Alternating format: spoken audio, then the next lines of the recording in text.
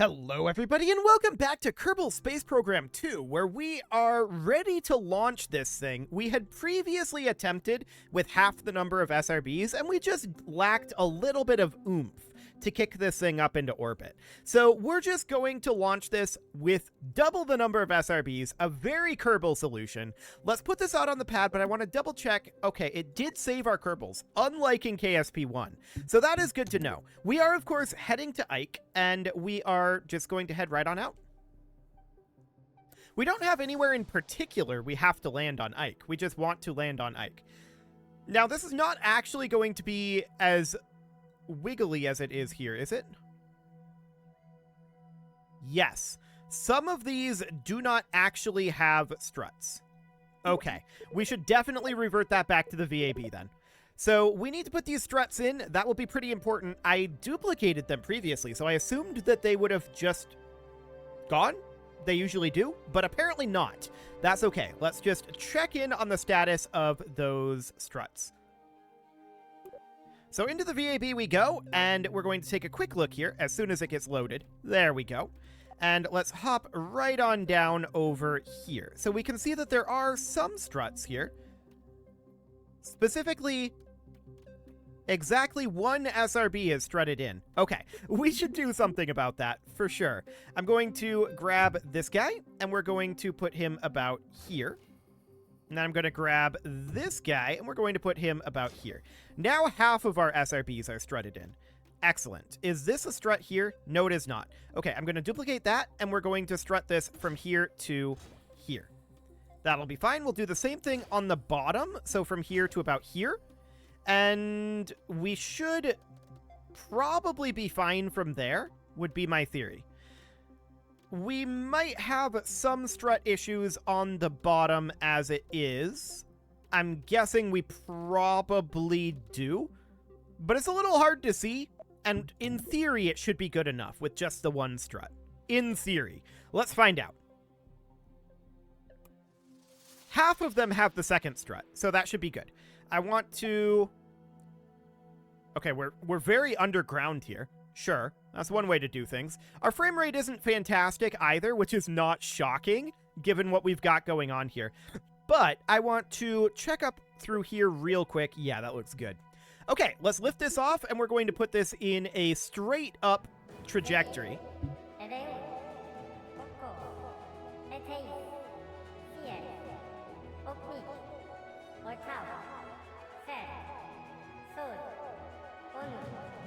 I like the added details of the deluge system.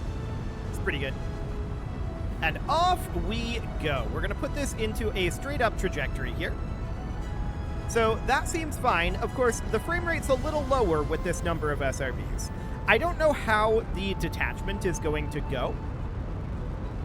And our thrust to weight is certainly going to be a fair amount higher. So that is definitely something to think about. We're going to punch up through the atmosphere faster, which means that we're probably going to have to start a gravity turn with the SRBs attached. So that's absolutely noted. For the time being, I want to keep going straight up. We're only 8 seconds to apoapsis, so that definitely needs to happen. We need to lift this up. We'll probably start a gravity turn, a very minor one. Well, will we? We'll think about it. Straight up might be the way to go here, to be honest. Because we do want to have a very, very high apoapsis, so it's probably fine. But that does mean that we're going to need a lot of horizontal speed, right? Well, as our apoapsis gets higher, we need less horizontal speed in order to orbit. So that's definitely something to think about. We currently have an apoapsis of about 4,500 meters. That is way, way too low, obviously. We need to lift off quite a lot higher and just punch up through the atmosphere here. I definitely don't want to start any sort of gravity turn until we're in at least this second category of atmosphere here. So let's just continue to punch up through the atmosphere as much as possible for right now.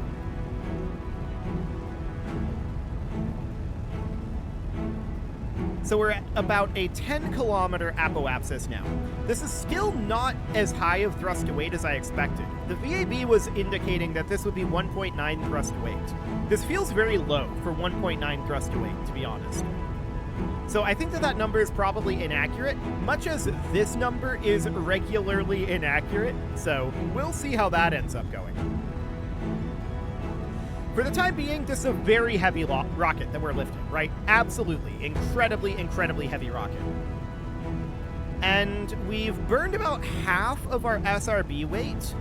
We are in that second category at this point. I'm going to put us at prograde and switch us over into orbital mode here. So we're going to start heading over to the prograde marker, but I'm going to keep it at prograde here. We're not going to go any further, and hopefully we're not going to tip. Yeah, no overshoot happening here. That looks good. So we're now getting at least some amount of horizontal speed, even though the vast majority of this is still going into vertical speed. But this allows us time to settle into this trajectory, as well as allowing us plenty of time yet for the atmosphere to get a fair amount thinner before our detachment. So fingers crossed that it'll be a clean detachment. That's the overall idea here, anyway. Apoapsis of 45 kilometers, time to apoapsis is still going up at about 1 second per second. That's not too bad. We've still got about 35 tons of solid fuel in each of these tanks, so there's a lot of solid fuel left. And we're going to get a fair amount of orbital velocity out of that.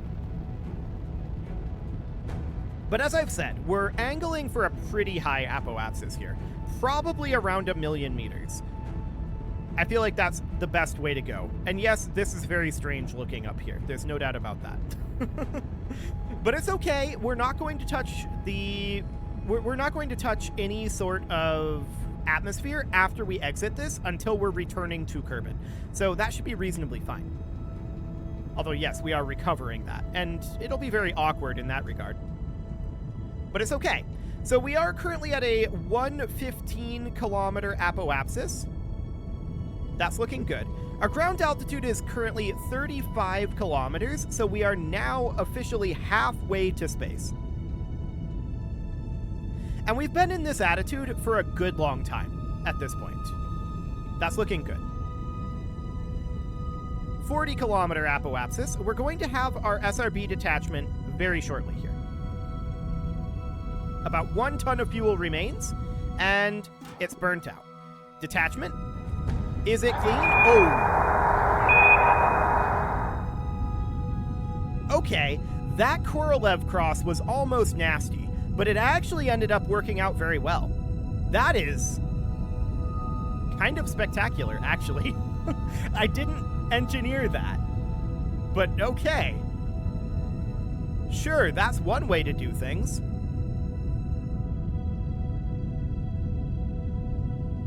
Cool. So we can see our time to apoapsis is still going up here. We're pushing this apoapsis up as hard as we can right now. But you can see what the addition of just those 6 SRBs ended up doing to our overall altitude here. It's so much higher. Our orbital velocity is reasonably high at this point. And I kind of want to just take us over to be purely horizontal now. We're burning quite early for a circularization burn, and I want to get a bunch of horizontal speed here. Although our angling is a little off. We'll have to compensate for that as we head over to the horizon, but that's okay. We are in space now, and that seems fine, attempting to compensate this back. And we're just getting horizontal speed at this point. You can see here, time to apoapsis is going up, even when we are burning purely horizontal. And that is phenomenal. So let's get some rotational velocity in here. Yeah, something about like this. We're drifting off of the horizon a little bit, so we're gonna have to pull that back. Okay, so we can see our apoapsis is going up quite a lot. We don't need all that much additional speed in order to circularize ourselves, but I want quite a lot more altitude, which means quite a lot more speed here. We want to push that apoapsis right on up. We are about halfway to our target apoapsis at this point. And we're going to have these side boosters detaching shortly, so we're trying to settle into this position. It'll still be a little bit before they detach.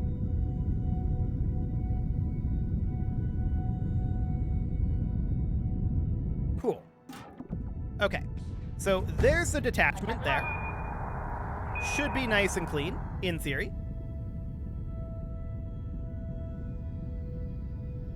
Yeah, looks okay. No problem there, in theory. So we're going to continue to burn here for a little while. We've got about 500 meters per second. We're going to continue to burn this horizontally. You can see our orbital speed is decreasing right now.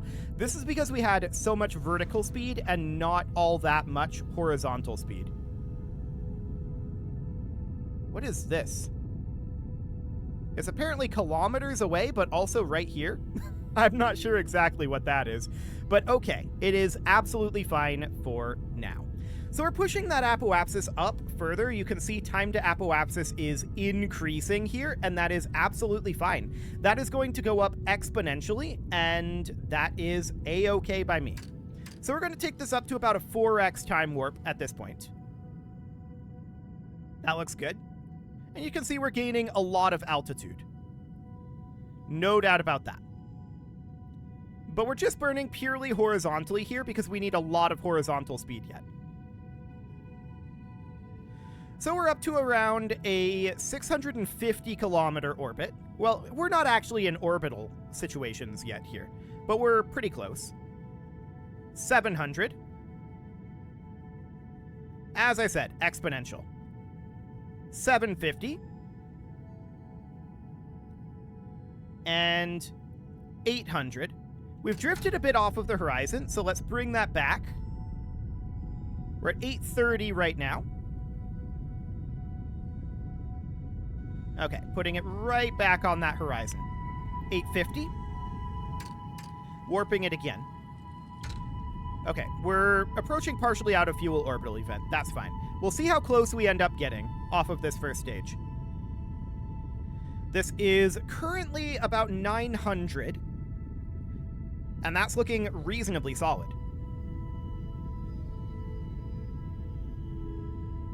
920.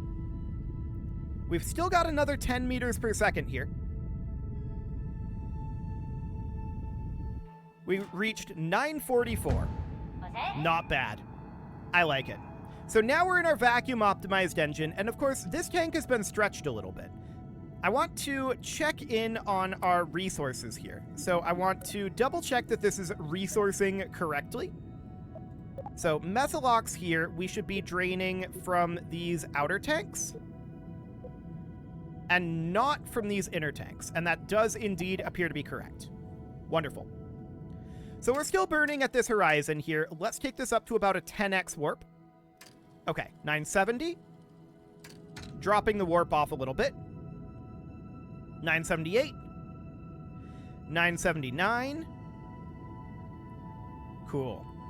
So we're going to have very little DV that we have to burn to get ourselves into a circularized orbit here.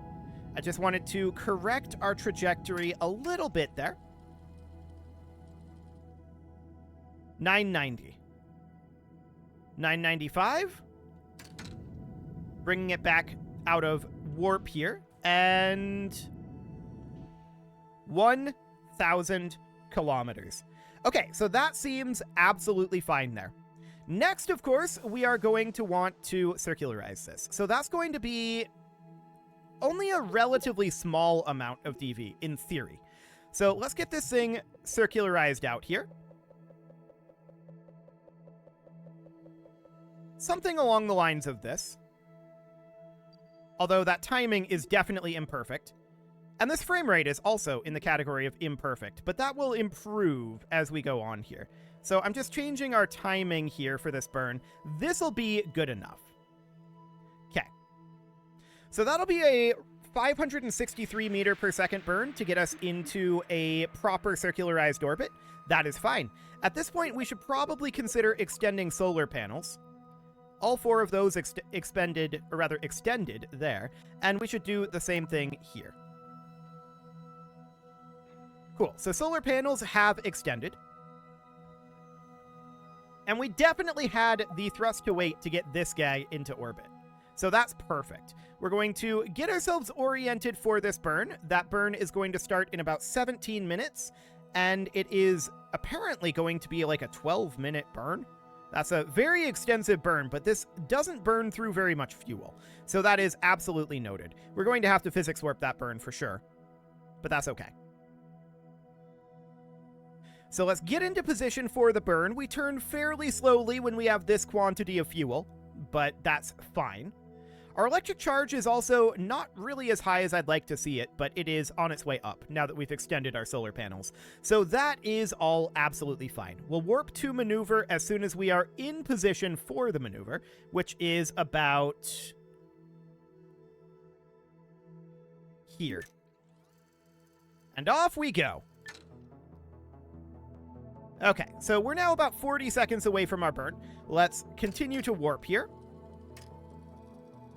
30 seconds, 20, 10, and 3, 2, 1, mark. Okay, the game is definitely not running at full speed, that's for sure. We'll get there. This is going to improve substantially as we get rid of components here. That's absolutely fine. So this is going to be a pretty lengthy burn, no doubt about that. Let's just bring this up to at least 10x, but probably more like 50x here. Yeah, this is one of the key things about KSP2 that's very convenient. The fact that you can time warp burns up to like 50x rather than capping at 4x in KSP1. That's very, very convenient. So we've got about 3 minutes left on this burn. 2 minutes left. 1 minute left. And let's come out of the warp here. Now we've got about 30 seconds of burn time left here. And we can see we are already in a pretty decent orbit here. But we're not quite in the orbit we want to be in. We still have about 30 seconds to go. Let's bring this up to about a 4x warp. And we'll keep an eye on this. Excellent. Shutting down the burn about now. That didn't go immediately, but sure, that had a little bit of lag time to it. That's okay, though. That's absolutely fine. So these guys are going to crash and burn. That's okay. And from here, of course, we're in a relatively high orbit, and so we can escape fairly easily from here. Now, we need to do our gravity assist around the moon, and we know from last time that we wanted this to actually be a retrograde maneuver. So we want this to push out, not here. It's going to be somewhere more like here or so. And we're going to bring that right on out. It's going to be a fairly hefty maneuver, no doubt about that. I want to set the moon as our target for right now. And we're going to pull this right on back. Timing is going to be a thing. Right. It's going to be substantially later than this. That's fine. Okay. We want to be flung out in a retrograde directionality. So that's going to be bringing this in something kind of like this-ish.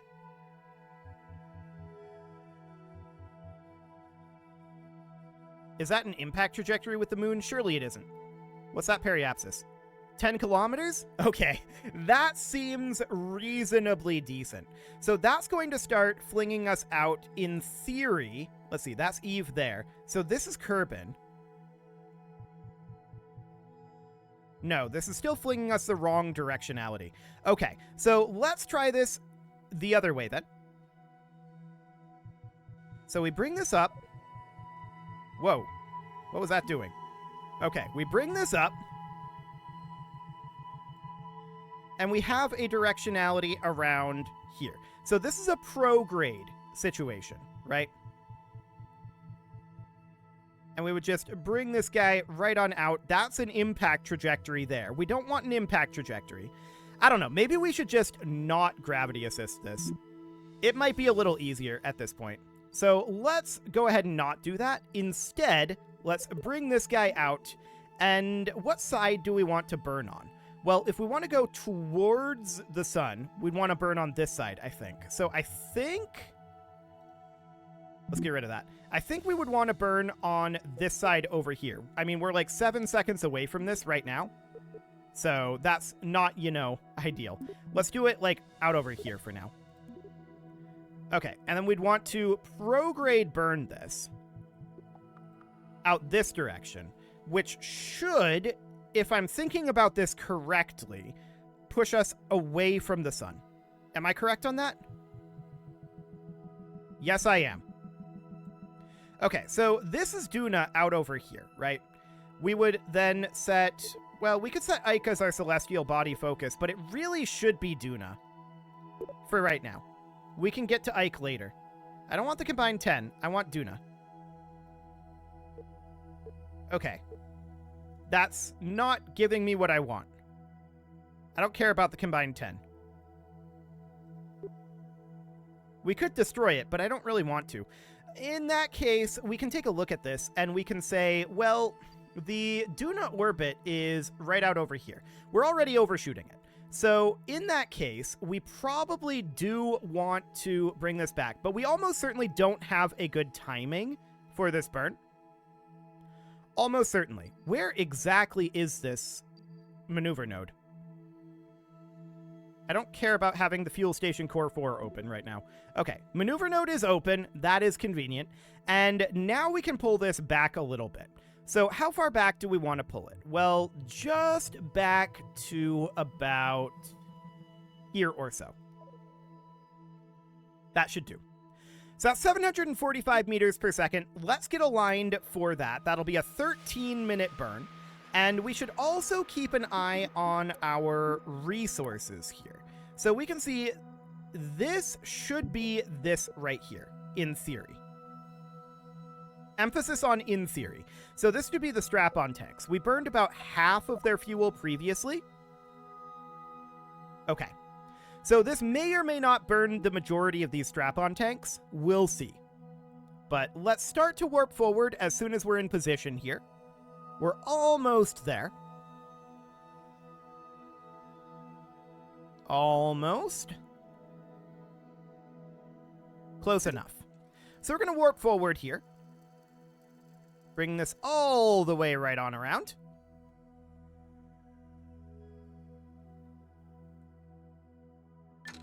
Cool. So pretty much one full orbit there. That was expected. And we'll just head forward about another 40 seconds. I'm allowing us to get that last little bit of lineup. But then we'll warp this forward. 30 seconds. 20. 10.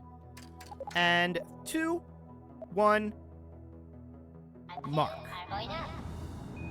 Okay, and off we go. We do want to keep an eye on our fuel amounts, but we also want to make this be a fairly fast burn, right? Because this is going to be like a 15-minute burn. So we're going to want to accelerate time there. We'll take it up to 50x for now. And we're keeping an eye on this fuel amount. So that's looking fairly decent, all things considered.